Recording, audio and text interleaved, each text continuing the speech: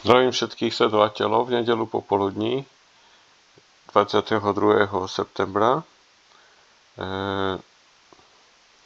Chcel by som vám priniesť predpoveď pre budúci týždeň, pre nasledujúce 7 až 10 dní.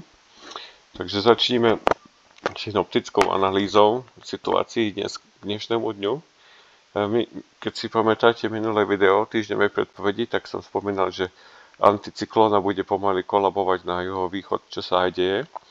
A takisto vzniká brazda nízkeho tlaku vzduchu okolo britských ostrovov. Tak keď si prehráme animáciu niekoľko dní dopredu, tak vidíme, že tá brazda sa akoby spájala so vznikajúcou škandinávskou brazdou a vniká postupne do alpskej oblasti.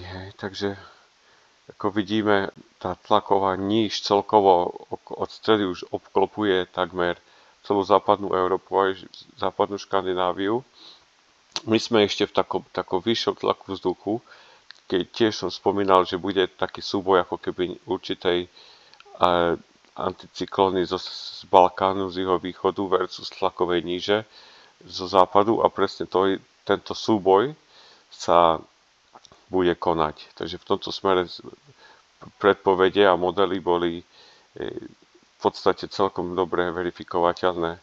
Takže prehráme si animáciu od modelu ECMWF pár dní dopredu a vidíme, že tá brázda sa prehlbí, keďže už máme jesené tzv. Seasonal wavelengths, sezónne vlny, ktoré prinášajú veľmi širšie, rozsiahlejšie tlakové útvary, tlakové níže zvlášť.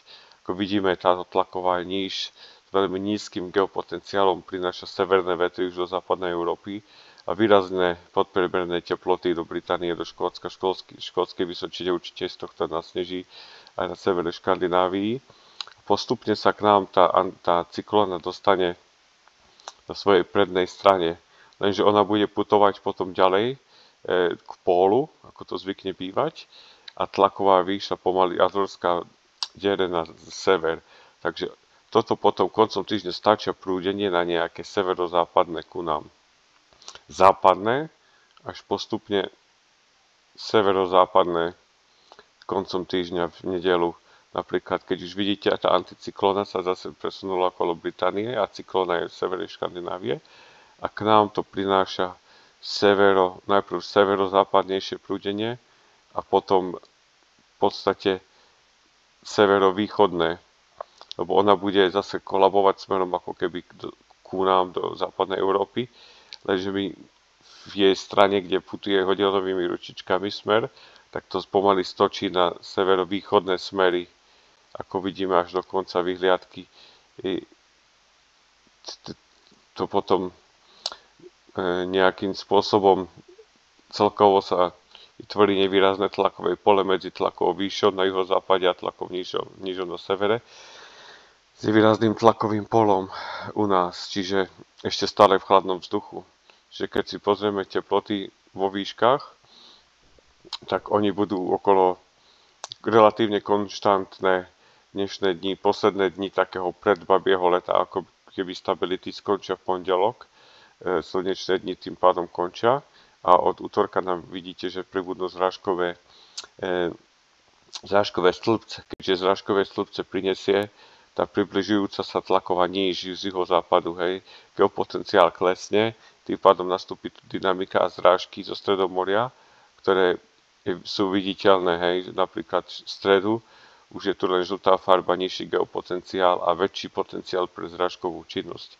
Čiže celkovo nám zrastie zrážkový potenciál medzi útorkom a sobotou. Čiže toto stabilné teplo nám vydrží už len 2 dní a potom nastane dynamika a aj zároveň zrážkový potenciál niekde medzi 5 až 20 mm denne.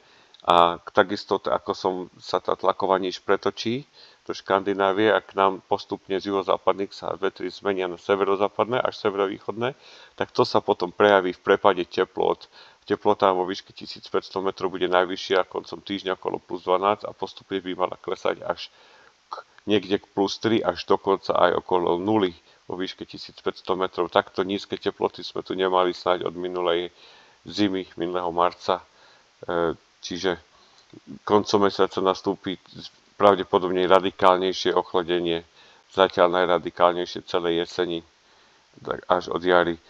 Zrážkový potenciál vidíme, rôzne modely sa ako vždy v takomto časovom horizonte líšia, niečo medzi 13 až 30 mm. ECMWF dáva do 20, GFS, keď si pozrieme do konca týždňa, dáva, koľko dáva GFS? 18, čiže niečo medzi 18 až 40 mm zrážok by malo spadnúť. Počiatkom v útorok popoludní, medzi útorkom popoludní a sobotou malo spadnúť niečo medzi 15 až 30 mm zrážok. Čiže stabilné počasie vydrží už len 2 dní, potom nastane približujúca sa bráta nízkeho tlaku vzduchu z juhozápadu. To prinesie zo sebou zrážky, ale zároveň ešte stále teplý vzduch. Ten sa potom tlakové útvary pretočia pre nás na severozápadný, severný, severovýchodný smer, ktorý aj zrážkový potenciál ukončí koncom týždňa. Čiže do konca týždňa nejakých čakáme medzi 15 až 30 mm zrážok a potom nastúpi radikálne ochladenie medzi 28. až 2. oktobrom. Tam sa čerta 3 až 4 minimálne chladné studené dni, či noci to ešte nevieme, bude záležať podľa oblačnosti, množstva oblačnosti. Čiže koniec takého predskokanu babého leta nastane zajtra a potom tá tlaková výš kolabuje, priblíži sa k nám tlaková brázda nízkeho tlaku vzduchu, ako vidíme z juhozápadnej Európy zelenú farbu. Postupne cez Česko do naše územie priniesie zo sebou vlhkosť zo Stredomoria a takáto situácia bude dominovať až do soboty, kedy sa v sobotu vetry postupne zmenia z juhozápadných na západné až severozápadné a potom severovýchodné. Čiže začneme stabilitou, v strede príde teplo vo výškach, vlhkosť, zrážky a koncom týždňa zase príde radikálne ochladenie. Čiže tak nejak by som zhodnotil situáciu na budúci týždeň. A na koniec koncov o takomto čase o týždeň sa budeme vedieť tú predpoveď verifikovať a pozrieme sa na ďalší oktobrový týždeň a zvyšné týždne potom postupne. Takže zatiaľ sa majte, čaute.